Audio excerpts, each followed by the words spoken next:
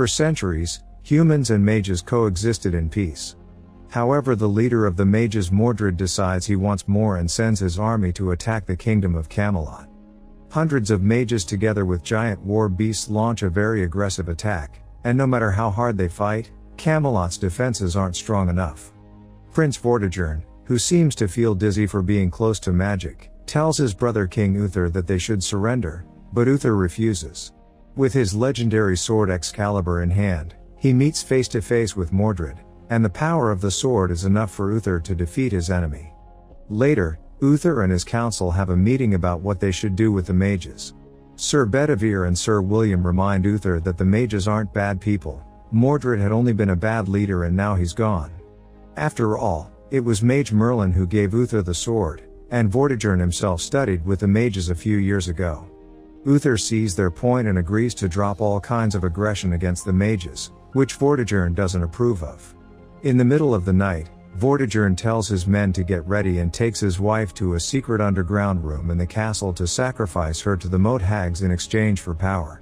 As Vortigern's soldiers begin taking over the castle, Uther rushes to wake up his wife and his son Arthur in order to escape through the docks. However, a demon knight finds them and kills the couple while the baby escapes on a boat that the river takes all the way to Londinium. The boat is found by Lucy and her fellow call girls, so little Arthur grows up in a bawdy house thinking he's the bastard son of one of the working ladies, while Vortigern takes over the throne. Arthur is bullied by the other kids in the neighborhood, thus he asks Kung Fu Master George to teach him how to fight. Arthur begins developing his street smarts and defends the call girls from aggressive customers while getting involved with the local crime scene and saving the money he makes in a secret spot on the wall. By the time he becomes an adult, Arthur is the neighborhood's crime boss, yet he still suffers from nightmares that show him the demon knight and the dying woman on the docks. Meanwhile, Vortigern rules over the kingdom cruelly and puts most of his resources into building a giant tower. One morning, he discovers all the water surrounding the castle has receded, and this has revealed the location of Excalibur, which is stuck on a rock. The soldiers are fighting over it, but nobody seems to be able to take it out. Worried about the implications, Vortigern visits the moat hags again to remind them he sacrificed a loved one to get power and that there shouldn't be obstacles. The hags explain that balance is inevitable. If one side of power grows, so must the other. If he wants to stop the sword, he must find Arthur and finish him. Back to Arthur, he surprises Lucy with some money he took from the last man that hit her. Lucy's impressed because that man had been a Viking, and his people can be quite dangerous. At that moment, Jack and a bunch of royal guards show up at the bawdy house looking for a rebel that attacked the king's barge. Arthur isn't a fan of the king, but he doesn't want to put his beloved ladies in danger, so when he finds William hiding in the bawdy house, he hands him over to the guards. Then Jack asks for a private meeting with Arthur and his childhood friends Tristan and Backlack, wanting to know what's going on. Arthur explains he took money from the Vikings because they messed with Lucy and George, and he pretends his team didn't actually use violence. Jack also asks about the graffiti the neighborhood kids have been painting all over town announcing the return of the born king, but Backlack promises he's already told his son Blue he must stop. Obviously Jack doesn't believe a single word and asks Arthur to be more careful because the Vikings are under the protection of the king. A few days later, Vortigern checks on his guard Mercia about the sword, but unfortunately nobody in the royal army has been able to retrieve it. Mercia is worried because every day the rebels get stronger and the people dislike Vortigern more and more. Vortigern asks Maggie, a lady of the king's court, about the opinion of his people, not knowing Maggie secretly works with the resistance and lies when she tells him the people love their king. Satisfied by this answer, Vortigern orders Mercia to concentrate on finishing the tower. In the middle of the night, Arthur is woken up by his friends, who warn him the royal guards are coming for him. Arthur tries to escape, but the guards capture him on the streets and take him back to Camelot. At the harbor, there's a huge line for the test, so Arthur cuts in to avoid more waiting. As soon as Arthur grabs the sword with both hands, the entire kingdom begins shaking and the runes on the sword glow. To everyone's surprise, Arthur takes the sword out of the rock, but the power overwhelms him so much that he passes out. Later, Arthur wakes up in a cell with Vortigern. The king explains that the sword proves Arthur is Uther's son, but Arthur denies it, saying he's just a call girl's bastard that doesn't want anything. However, Vortigern has already sent his men to investigate the bawdy house and found Arthur's hidden money, which means he does have ambition and he's a threat to Vortigern's throne. Meanwhile, in the rebels' hideout, Rubio brings a mage to see Bedivere. This mage has been sent by Merlin to be Arthur's guide, but she needs Bedivere's help to get to the castle. Moments later, all the people in Camelot gather around the castle to see the born king. Vortigern wants to use this chance to get their respect through fear, and Arthur must play along. If he doesn't surrender the power to Vortigern, then his guards will kill Lucy. When they appear in front of the public, Arthur is given the chance to grab Excalibur and defend himself, but Arthur turns it down to protect his working girls. Arthur is called a disruptor of peace and he shall die for the sake of the kingdom. When the guards are about to kill Arthur, the mage sends an eagle to stop the guards and makes all the horses and dogs go crazy. The crowd begins running away and the guards concentrate on protecting the king, giving Bedivere and the rebels the chance to rescue Arthur and retrieve Excalibur. As the working girls take the chance to escape, Arthur runs away with the rebels and the mage while fighting the guards in the middle of the chaos. 2 rebels are killed in the process, but this allows the group to get away safely by jumping into a river. Eventually they reach the rebels' hideout, where Arthur is surprised William escaped arrest and is here too. Bedivere and William explain that Arthur's neighborhood has been torched and he can't go back. They also want to see what he can do with the sword. Arthur pretends he doesn't want to fight before he begins to easily beat some rebels up. When it's William's turn, Arthur grabs Excalibur with both hands and his mind fills with visions, causing him to pass out again. Hours later, Arthur is woken up by the usual nightmares because the mage is doing a ritual to understand the sword. This time the nightmare shows his younger self handing the sword to Uther, which explains the scars he's always had on his hands. The mage tells him he's resisting the sword and Arthur denies it, saying he isn't the legendary king they want. However, he accepts to give this a chance when the mage points out she can get rid of the nightmares. Afterward, the mage asks Bedivere to take Arthur to the Dark Lands. Arthur is dropped at an island, where the mage tells him he must reach the tower and touch the altar stone with a sword. Arthur isn't too worried because he thinks it'll be just like camping, but after he's left alone he learns that the island is full of terrifying creatures.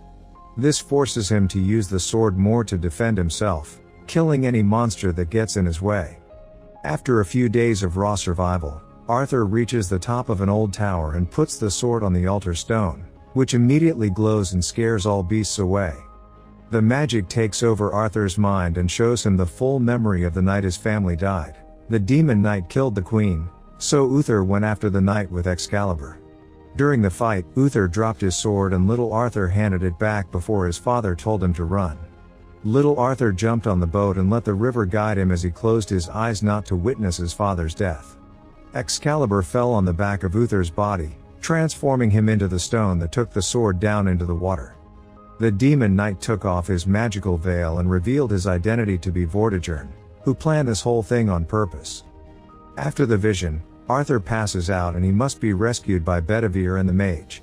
Arthur realizes that the island tower is the same as the one Vortigern is building in Camelot, and the mage explains Vortigern will become as powerful as Mordred when he finishes it. That's why the sword showed up now.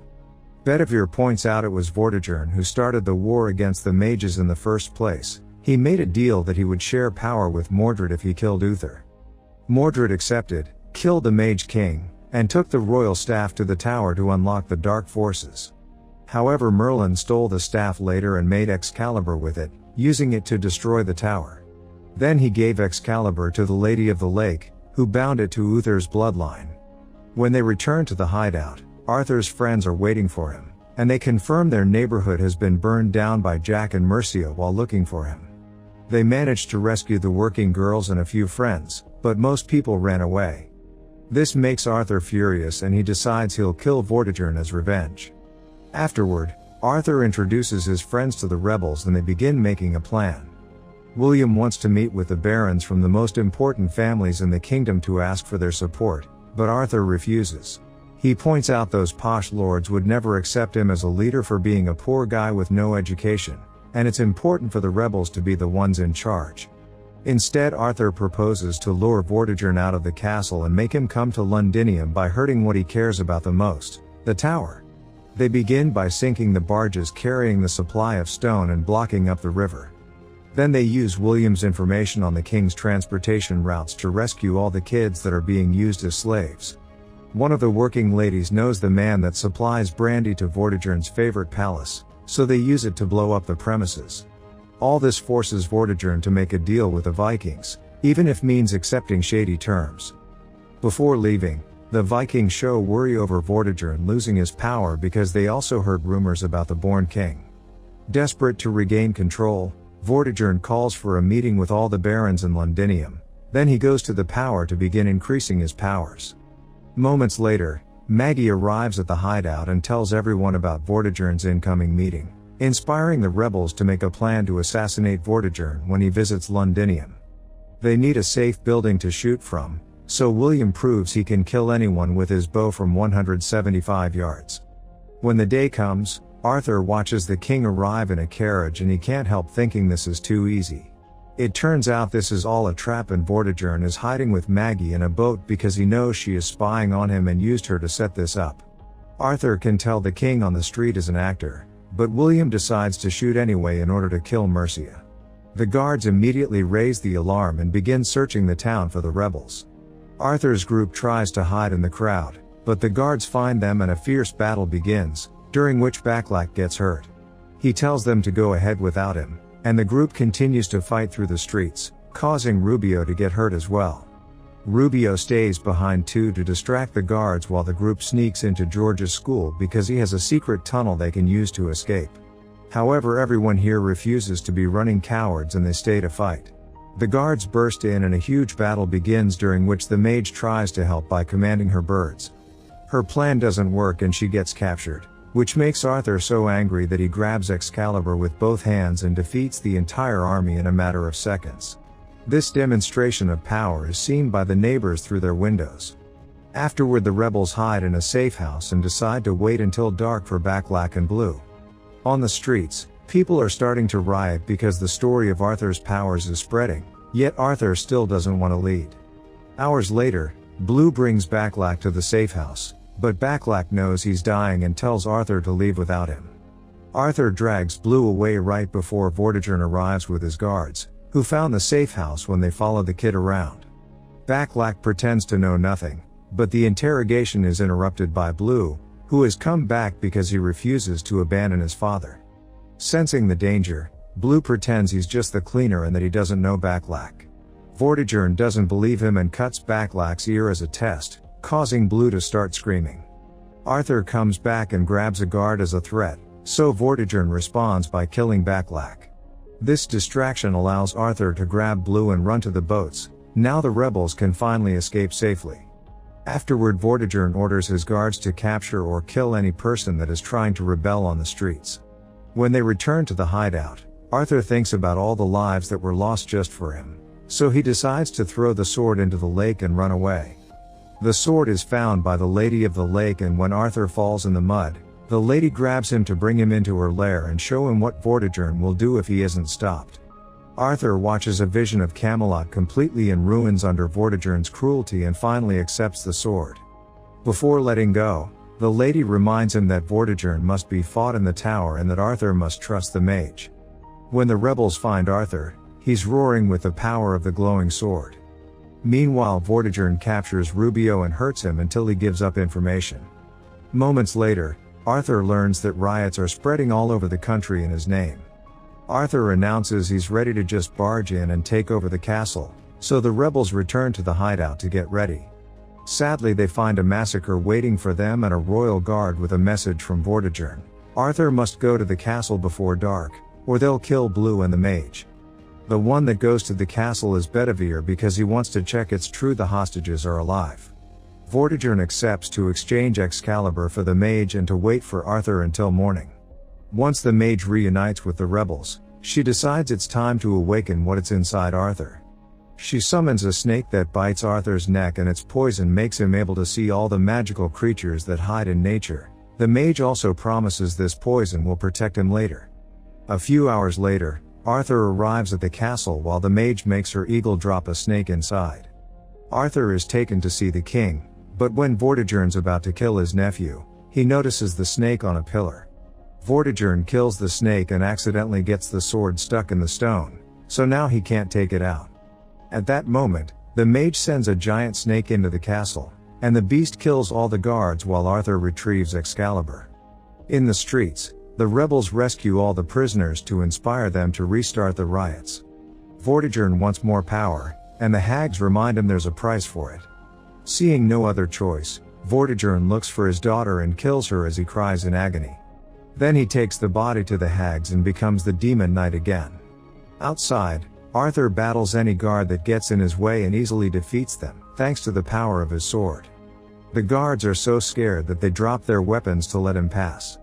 While the rebels arrive to take over the castle, Arthur enters the tower, and Excalibur reacts to the magic there. Arthur is teleported to the top of the tower where Vortigern is waiting, and a fierce battle begins. Thanks to his sacrifice, Vortigern is extremely powerful and beats Arthur up in minutes. When Vortigern announces the sword is his now, the poison kicks in and makes Arthur have one last vision. This time Arthur doesn't close his eyes when Uther dies and grabs the sword before it sinks into his father's body. Uther tells Arthur the sword is his now and Arthur wakes up, finding Excalibur glowing with power. Arthur immediately grabs it and fights Vortigern again with much better control of the sword's powers. Vortigern is hit over and over and Arthur finally manages to kill him as he points out he became who he is thanks to Vortigern sending him to the streets in the first place. To make his point more ironic, Arthur even kisses Vortigern's hand. Then he activates Excalibur's magic to make the entire tower crumble. The next day, the kingdom says goodbye to all the lives lost during the war. Afterward, Arthur shows his team the round table he's chosen for their meetings and asks Bedivere to knight his friends. Lastly, William himself knights Arthur, making him the official king. Sometime later, the Vikings show up to ask for their part of the deal, threatening with war if they don't get what they want. Arthur isn't intimidated and reminds them of his power, causing the Vikings to kneel and accept him as the new king of England and an ally. At the end of the day, Bedivere crowns Arthur in front of a huge crowd, and Arthur raises his sword as he swears to protect his people.